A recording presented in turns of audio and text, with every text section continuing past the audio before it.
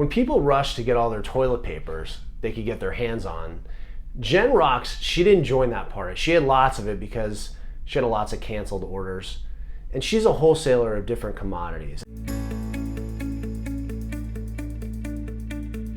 After a week, she got laid off and was left with several hundreds of dollars in the bank and a garage full of commodities, including toilet papers.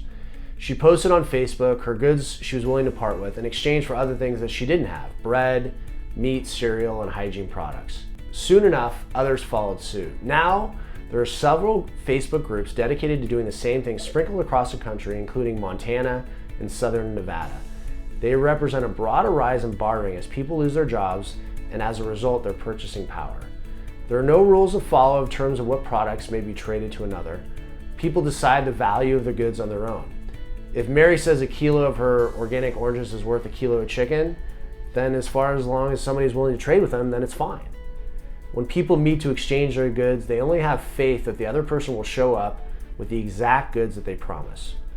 Not that this whole concept is new. It's an ancient process. Prior to Facebook barters, there were swap meets. Prior to swap meets, there was, just bartering. University of Oregon economics professor Tim Dewey said that bartering happens every time there's a significant economic downturn. And we are in one, a deep one. These barter groups are gaining momentum, a sign that jobs aren't coming back and the economy is still going down. And although it's certainly a valid, legal, and decent way to provide for your needs, don't make it the only option. Play your cards right. Protect your current investment. Make sure you don't survive through the recession, but actually you can thrive.